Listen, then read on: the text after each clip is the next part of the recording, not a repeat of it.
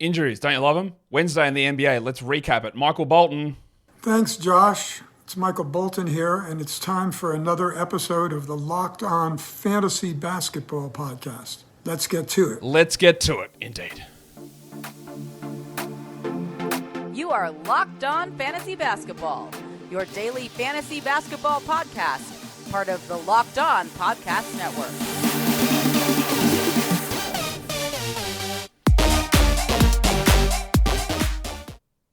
Hello and welcome to the Locked On Fantasy Basketball Podcast, brought to you by Basketball Monster. My name is Josh Lloyd, and I am an AI voice generation of Josh Lloyd, and you can find me on Twitter at redrock_bball, on TikTok at redrock_bball, and on Instagram at Locked On Fantasy Basketball. Today's episode is brought to you by that bloke, but also by Game Time. Download the Game Time app, create an account, and use the code Locked On for $20 off your first purchase. Thank you also for making Locked On Fantasy Basketball your first listen every day. We are free and we are available on all platforms. Be a double banger. Hit the thumbs up, leave your comments down below, and of course, ring that bell. That's what I want. I just think that it wasn't far off getting my voice right, was it? It wasn't that far away. I'm not quite at risk of being catfished by my own voice. Getting close. Not quite there. Anyway, we had stuff going on. It was the NBA. Players were going down, lineups were being strange, manipulated, some might say. We've got a lot to navigate. We're going to get right into it right now. Let's talk about Wednesday's games in the NBA. There were 8 of them on. Got some updates. Looks like DeAnthony Melton's out for at least another 2 weeks. You can jack him. Get that garbage out of here! Yeah, absolutely no need to be holding on to DeAnthony Melton at this point.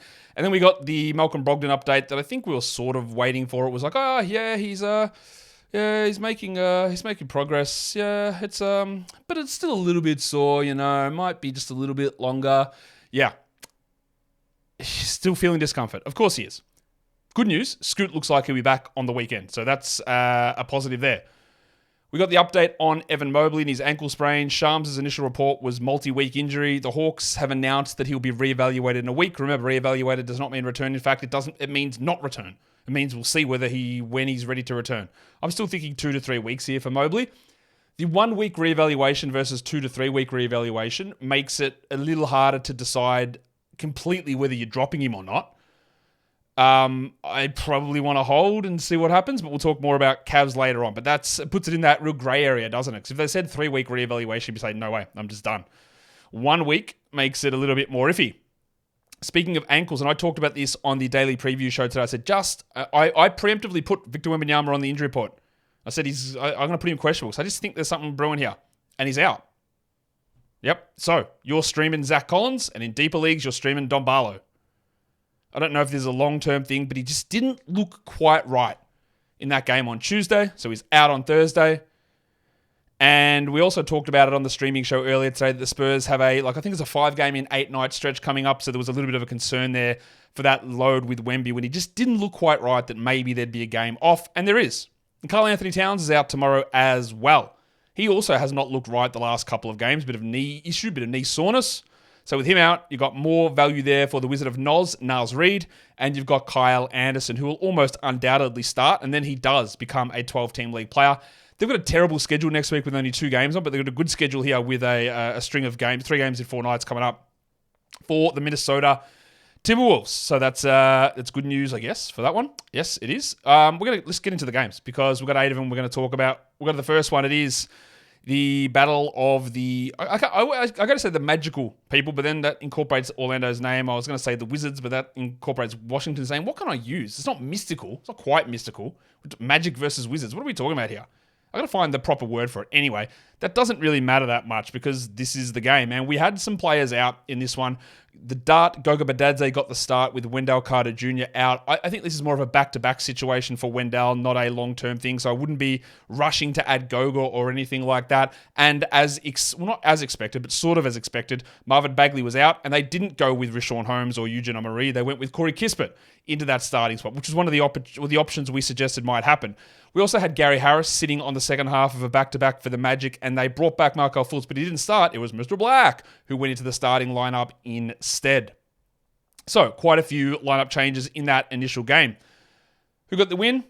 It was your Orlando Magic 119 over the Wizards 109, the final score. The Magic just sort of keep plodding along, just keep doing their little bits and pieces, the things that they need to do. Franz Wagner, who'd been poor, we talked about him on the Buy Low show.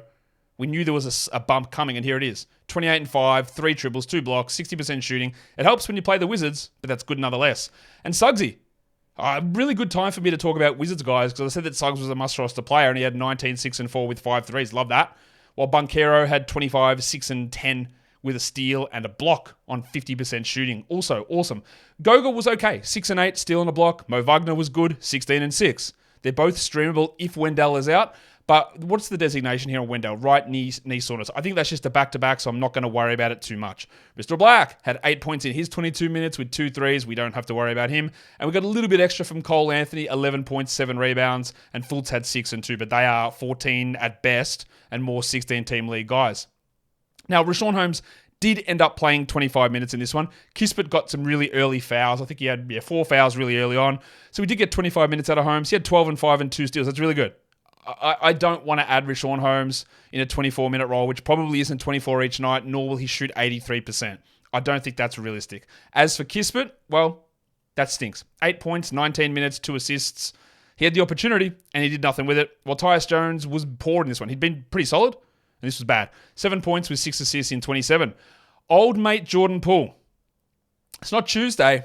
It is coming up, though, and we will see him then for sure. 26 points in 32 minutes with 4 triples and 5 assists. Took 19 shots, shot 47%. This man is a top 50 player over the last 2 weeks, and I could not be more happy, but also incredibly, incredibly annoyed. If he, for some reason, is on your waiver wire, Jordan Poole, you have to grab him. It's a must. It's an absolute must. Kuzma, 25, 5, and 4. Pretty strong from him. While Denny Avdia, 14 and 7 with 2 steals. Avdia is now settled into the player that he is. Not the superb top 15 player. Not a guy that was dominating 40 minutes with gigantic usage. Just this sort of player, which is fine. Bilal Coulibaly had 7 points in 28 minutes. We do not roster him in 12-team leagues at this point, while starting legend Landry Shamet had 2 points in his 16 minutes. And Amari only played the 7. So yeah, not particularly exciting stuff from old mate Eugene.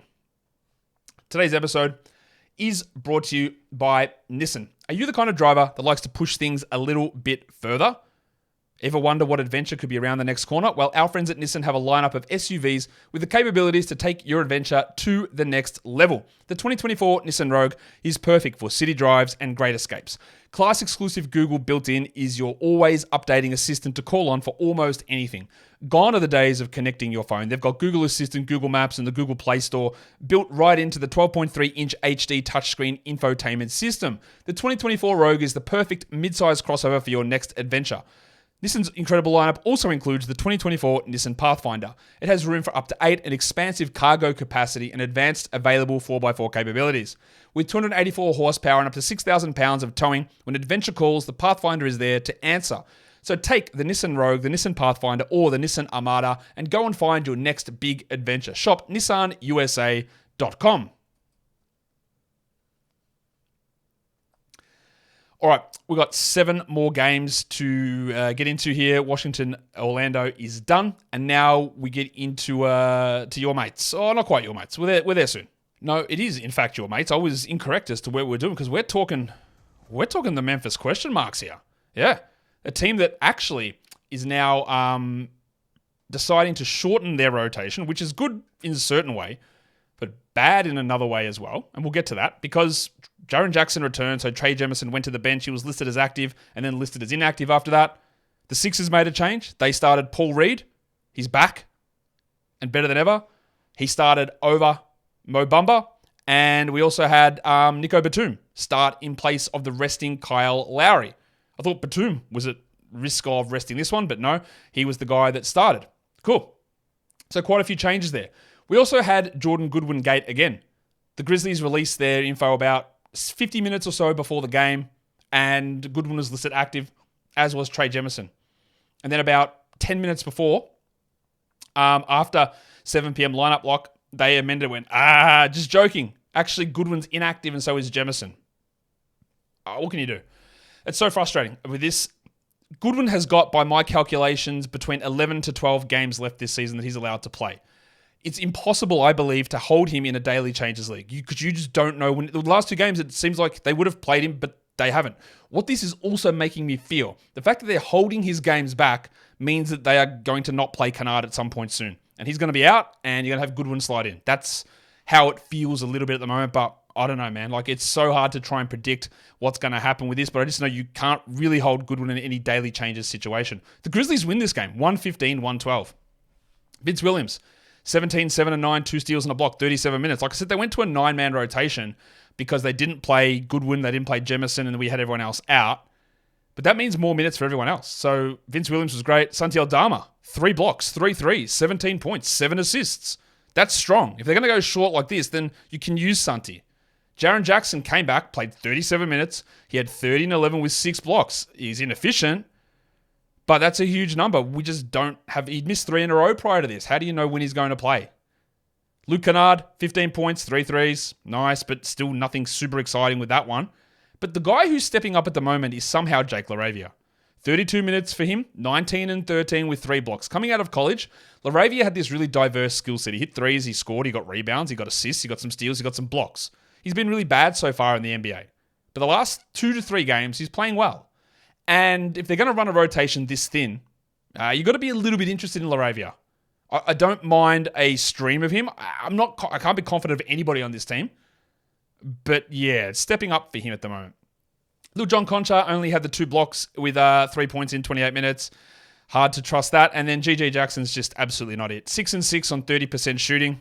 Get that garbage out of here. I thought that maybe you could hold him in a points league and maybe he'd be that guy, but things are actually going backwards for him. Now, I think at some point they will move forwards at some stage, but I'm not really sure that we need to worry about it. It is a tough one. For the Sixers, Paul Reed started. Now, he got dragged along with Hield and Batum 4 minutes into the game because the Grizzlies were massively up on them. So he sat out nearly all of the first quarter. And in the end, he did foul out and only played 24 minutes. This was on track for a 30-minute game. Doesn't matter. He had 20 and 11 with 2 threes, 3 assists, 1 steal, and 3 blocks on 50% shooting. And if you want to ask the question again, why do we like Paul Reed for fantasy? It's this. Now, the problem here is, of course, out of his last 5 games, he's had this excellent one, 2 pretty good ones, and 2 stinkers.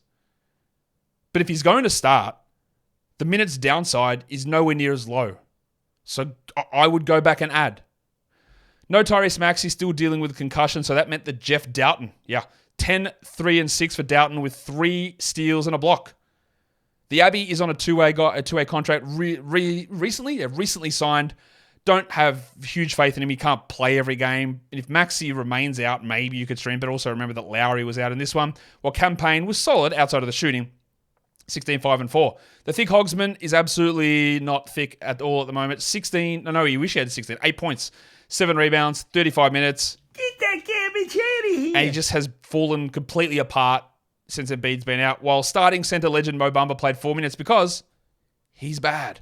Bud Hield had 15 points. He had 3 steals. He had 3 threes. He'd obviously been playing poorly. He shot 35%, but a bit better. And Kelly Oubre did his best to kill your field goals as well. 33% on 21 attempts. He did go 9 of 9 from the line and have 25 and 4 with 2 blocks. Oubre is a rosterable guy while players are out, but we know that he's always got that potential to just completely destroy overall your field goal percentage. And he did a pretty good job of that in this one here. The next game that we take a look at, we've got Cleveland taking on the Atlanta Hawks. Of course, we had the news, or we knew that Donovan Mitchell was out, we knew Max Strus was out, and now we had Evan Mobley on the sidelines, and the Cavs decided to switch up their starting lineup. They put Dean Wade in to start for Evan Mobley. We expected that, but then they pushed Slam and Sammy Merrill to the bench, and they went big, and they started George Niang, the minivan, over him. The Hawks, same starting lineup for them, although not sure it's going to be the same one in the next game, and we'll get to that in just a sec. The Hawks win at 112-101 against this banged-up Cavs team. Jarrett Allen had 18 and 19. He's going to have to play a lot of minutes and get a lot of rebounds with Mobley out. Niang had 13 in 26 minutes. He had 3 steals and 3 threes. At least interesting in 16-teamers, maybe 14, while Merrill had 1 point. 1. This is the opportunity for Merrill. Last game he had 6. This one he went 0 of 9 for 1 point. He'll probably have 25 points on 2 shots in the next game. Dean Wade, again showing why you don't want to look at him as a 12-team league guy. He's a 14-team option. He had 9 points in 30 minutes. And Karis LeVert, very, very adeptly illustrated why he's a struggle for category leagues. 13 points, that's fine. 7 assists, no worries. 29% on 17 attempts. And 1 of 2 from the line. That's what he does. It's why we love him in points leagues, in this situation especially, but in category leagues, it's a balancing act. Garland had 15 with 7 assists, and he shot poorly. And Okoro, 17 with a 111. I don't mind a stream of Isaac Okoro here until players return, but I also know that his upside is relatively limited, although he's putting together some better performances. Now, I said with Atlanta, I don't expect their starting lineup to be the same in the next game. That's because Jalen Johnson hurt his ankle. He had to sort of be helped off, and he wasn't... One of the reporters said he was being helped to the locker room. It wasn't quite right. He did go back on his own, but he was in a ton of pain. I'd be pretty surprised if he plays on Friday, meaning... I think we're going to have to see Bay and Hunter start together. Now, after the game, Quinn Snyder said that DeAndre Hunter's still on a minutes limit. That'd be great to know, mate. He's been back for 4 weeks. Why is it still happening, and why are we hearing about it now? Hunter played 26 minutes. He continues to be lights out without doing anything else. 17 points on 50% shooting with 3 rebounds, 1 steal, 2 assists. That's what he is. That's what he does. Sadiq Bey is going to have a big opportunity here. 41 minutes, 23 and 8, steal, block. Just make sure he's rostered now. And Murray really struggled with some efficiency. DeJounte, 18, 2 and 9 in those 39 minutes. Don't drop Jalen Johnson. We want to find out, see what happened exactly. But yeah, not great. Capella's still sort of struggling along, 8 and 9 in 23 minutes. With the way he's playing, honestly, like that's maybe not even a 12-10 league guy. I would still hold him because who am I getting that's better? But he's not doing very much while Bruno Fernando outplayed him. 7 and 10, 2 steals and a block for the big fella. Bruno, we can look at as a 14-team stream guy. I'd say that's probably about as far as we want to go with that one with Fernando. We don't want to get too into it. Today's episode is also brought to you by the Game Time app. Frustrating experiences with tickets. Yes, we've all had them. Sometimes there's a site that I go to buy tickets from, not Game Time, but another site I've in the past, and they go, sorry, your credit card's blocked. I go, excuse me, mate, I'm using this every day. No, sorry, not going to work. And then it puts me back, and I've got to re-put the tickets, and it's just a nightmare. And then there's the hidden fees, and there's the fact that I don't even know where I'm sitting versus a map. Like, how do I see the view? Well, with Game Time, you get views from your seat. With Game Time, you know the price up front. Game Time makes buying tickets to events easy, hassle-free. That is exactly what we want. They've also got the last-minute tickets. They also send notifications to your phone and tell you about things that are going on in your local area right now. Hey, something's going on tonight. You want to get down there? We've got some discounted tickets. And you go, sure, that sounds like a lovely night out. And then you go on the app, you find the tickets, you see what your seats are going to be like, and bang, you are done. Take the guesswork out of buying tickets with Game Time. Download the Game Time app, create the account, and use the code LOCKEDON for $20 off your first purchase. Terms apply. Again, create an account and redeem the code LOCKEDON for $20 off. Download Game Time today. Last minute tickets, lowest price guaranteed.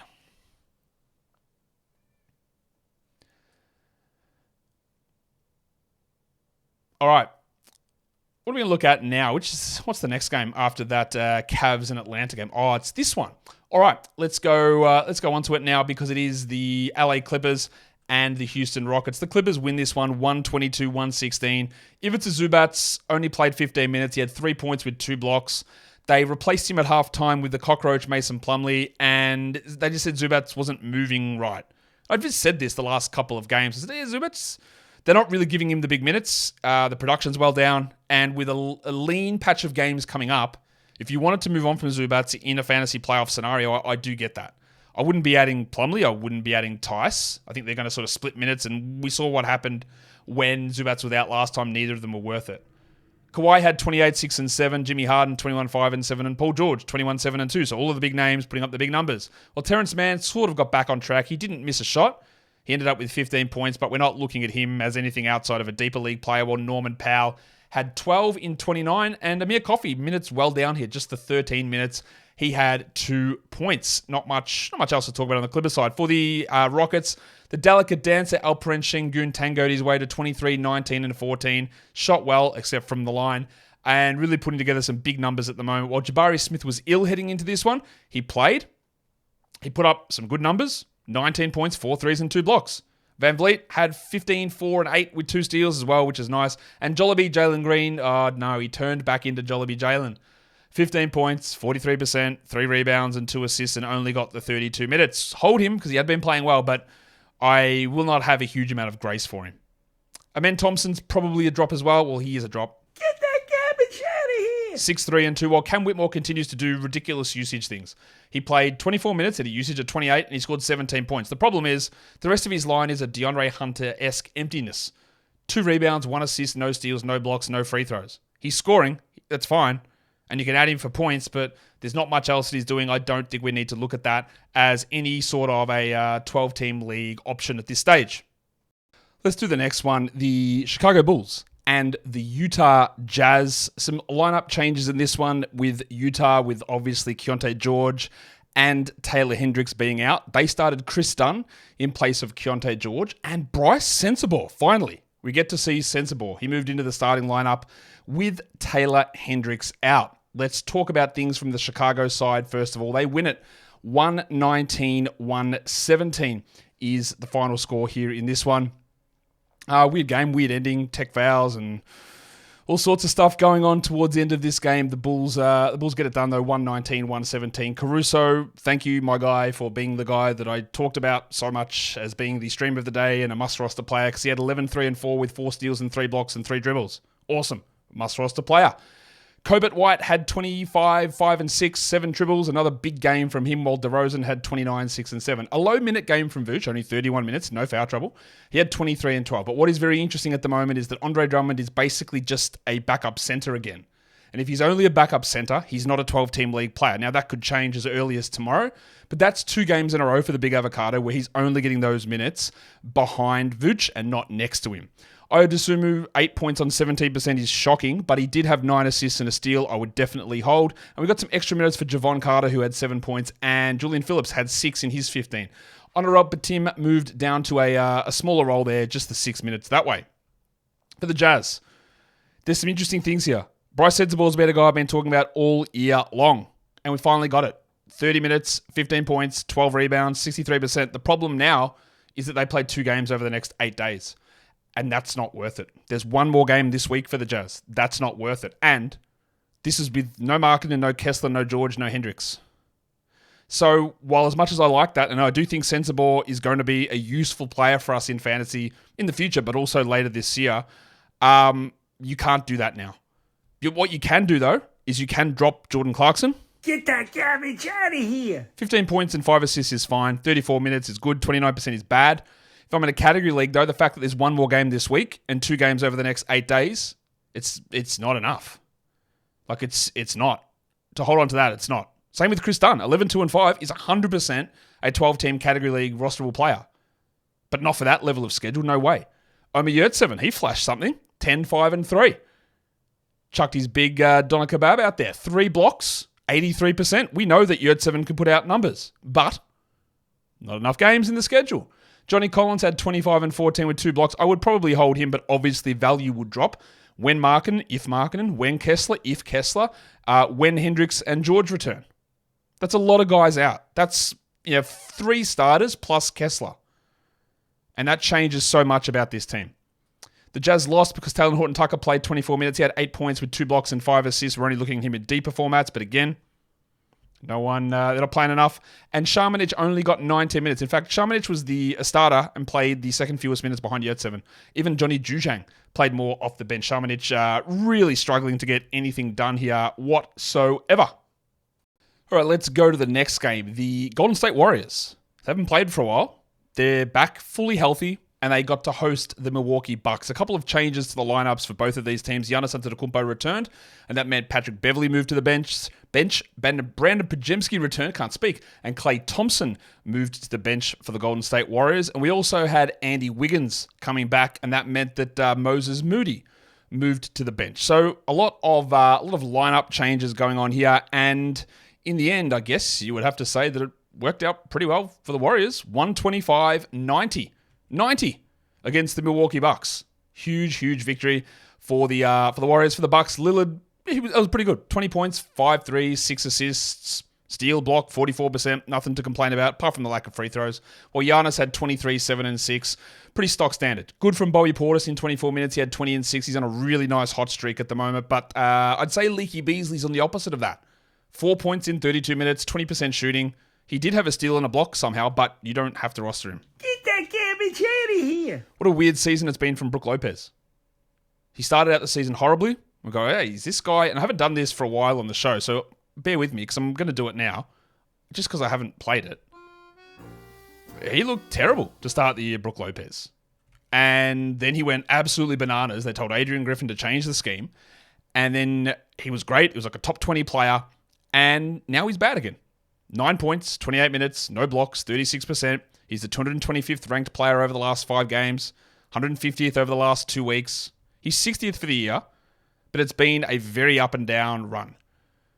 Not much else going on here. Patrick Beverley moved back to the bench, 2 points and 2 blocks in 17 minutes. So if you added him with Giannis out, you can go ahead and drop.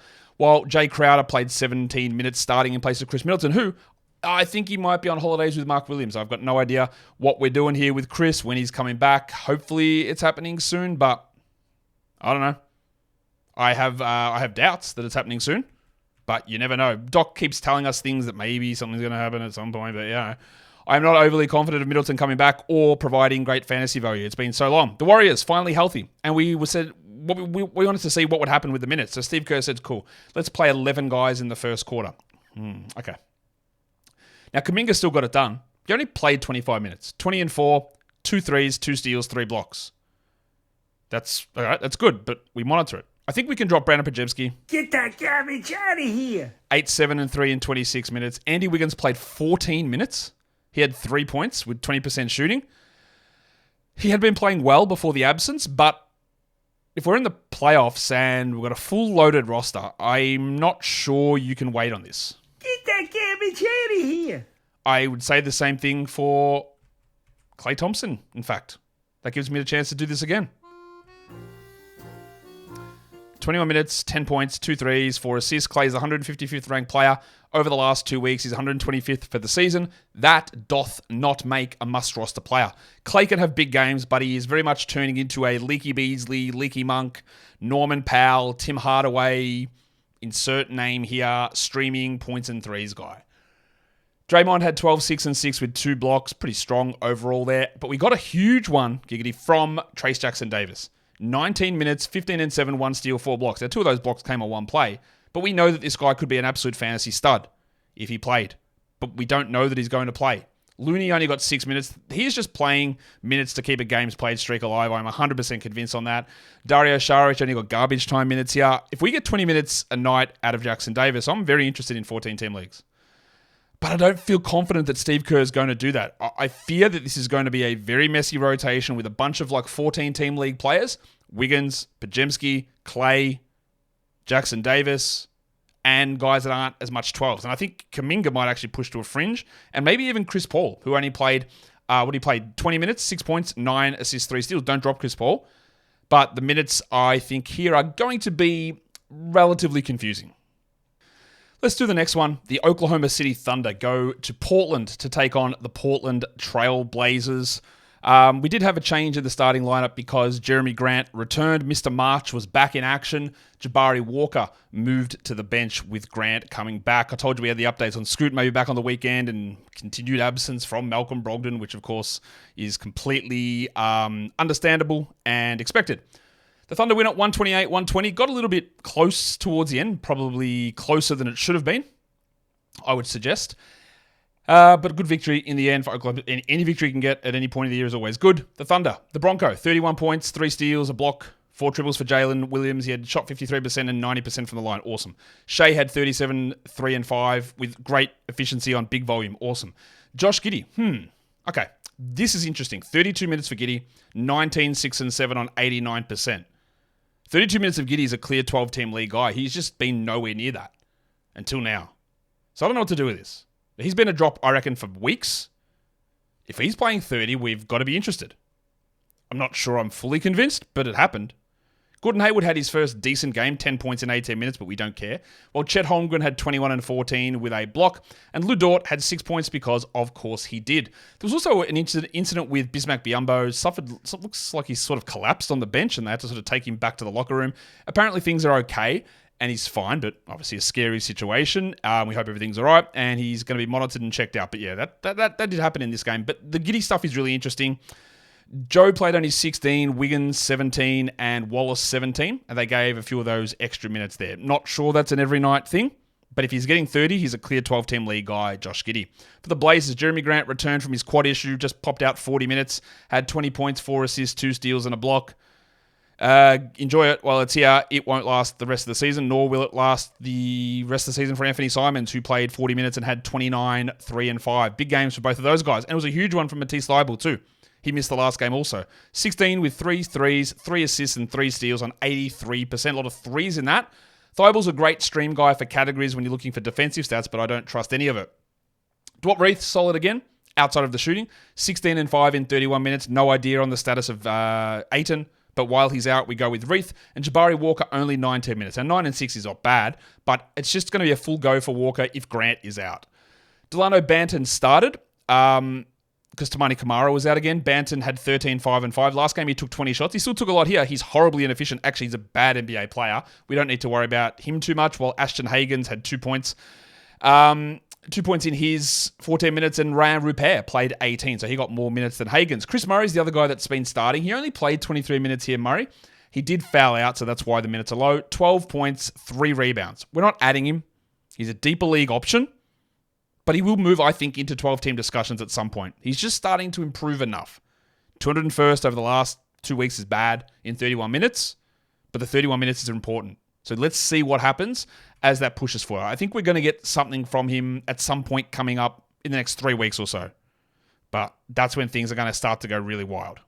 Let's do the final game of the night. It's already up there. The Lakers and the Kings. The Kings win it 130-120. The final score. Fox was awesome. 39 minutes, 44 points, 4 assists and 2 steals. Excellent percentages. He's been great since returning from the All-Star break. And Sabonis had 16, 20, and 12. With strong field goals. Big games from those two guys. Malik Monk also on a real hot streak. 26, 5, and 8, 2 steals and 3 threes. Just got to be rostered. They're going with him over Kevin Huerter. He's a better player. But you know that Mike Brown can switch that at any point. As for Fanderpants, he had 2 points in 12 minutes, and I think you know what we're doing. Get that garbage out of here! Keegan also sucked. 7 points in 31 minutes with 3 rebounds and 3 assists. We know what Murray is. He's hot and cold. He was on the buy low, sell high as a sell high, I'm pretty sure. I hope he was a sell high because this is a stinking performance. While the pencil, Harrison Barnes. Barnesy.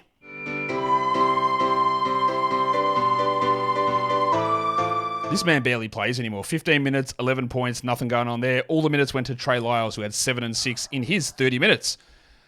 For the Lakers, it was great from LeBron. 31, 5, and 13. And then at the end of the game, about 2 minutes left, he went to the locker room and he was limping a little bit, and at the point of me recording this, I don't know what the update is. Fingers crossed, everything is all right. He's had an ankle problem basically all season. But yeah, we've got to watch that one because he was great, and then he left. Hachimura had a big one. And he does this, 29 points, 77%. We know that it takes big minutes and big shooting percentages because he had 2 rebounds and 0 assists. He did have 2 steals and a block. So that's a really strong game from Rui. He remains a stream guy, understanding what the valuation is of him. Austin Reeves, not good defensively, but overall the numbers are strong. 18, 4, and 4, while Davis had 14, 11. He was pretty poor in this one, Anthony Davis. Dinwiddie continues to be dreadful. 8 points with 2 threes. Even if LeBron is out and Dinwiddie's the guy that replaced him, I don't think I'd be that interested in adding Dinwiddie. Get that garbage out of here! While it was bad, D'Angelo Russell in this one. 10 points, 35 minutes with 2 threes on 30% shooting. Torian Prince had 6 points. Don't really care that much. While finally we got Max Christie playing over Cam Reddish, and Cam Reddish was a healthy scratch. About time. Although I'm sure pockets will go back to him pretty quickly, would be my guess. Let's look at the streams of the day. Your 10-team stream of the day was an absolute W. It was Alex Caruso, the Rabbit Hunter. The 12-team, not so much. It was Kyle Lowry. We did say there was a risk that he might sit, and he did. Your 14-team was Lil John Conchar, who had 3 and 4 with 2 blocks. The 2 blocks saved that. Overall, not super great. And we look at the 16-team stream of the day. It was the Duck Luke Kennard, who sort of banked on him getting a start. He did. 15, 2, and 2. That's nice numbers as a 16-teamer. Your points league stream was Caruso, who dropped in 41.6 Yahoo points and 52 ESPN fantasy points, which I would suggest is probably more than you would have expected. The monstrous line of the night, the best performer of the day. And it does go to the oldest performer of the day. LeBron gets it, 31 points, 5 rebounds, and 13 assists. I'm going to keep checking in just to see if there's any updates on LeBron. There is not at this stage.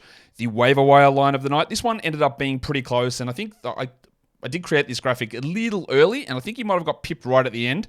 But we'll give it to Santi Aldama. Anyway, 17 points with 7 assists and 3 blocks. Matisse Thybulle and Rui Hachimura pushed right up pretty close to him. They were all right next to each other at the top of that list. The young gun of the night was the best performer best performance from a first or second year player today. And this one was close as well, but between two guys named Williams. Vince didn't get it. It went to Jalen. 31, 3 steals, a block, great efficiency from the Bronco. And lastly, we look at the dud of the night. Who was the worst performer of the day? We had a few to choose from. I could have gone with Ivica Zubac, but maybe it was his illness, so I don't like to give it to guys who leave the game early due to injury. So instead, I'm going to go to Andy Wiggins, who had 3 points, 2 rebounds, 2 assists, barely played in their blowout win over the Milwaukee Bucks. Let's look at the top 6 players of the day. Starting, of course, with the 9-category list. We already know who's on top. It is LeBron. He was closely followed by the Bronco, Jalen Williams. After that, it was Domantas Sabonis, Vince Williams, Kawhi Leonard, and Alec Coby White. Your top 6 players rostered in under 50% of leagues. Santi Aldama, if they're narrowing the rotation, Aldama's got some appeal there. Hachimura was next. He's an interesting stream guy for points. Thybulle's a stream guy for threes. Paul Reed, back starting, absolutely in on that. Jeff Doughton, he's a two-way guy, so don't get too excited. But while Maxey is out, deeper leagues will want to take a look there. And George Niang had a pretty good game. I look at that as more of a deeper league scenario. Lastly, we look at the top 6 players in Yahoo point scoring. It was Şengün at number 1, followed by Sabonis, Jaren Jackson, De'Aaron Fox, LeBron James, and Kawhi Leonard. Lastly, what are some actionable things that we can look at here? As I realize that is completely the wrong thing, and I'm going to go and fix it. This one's better.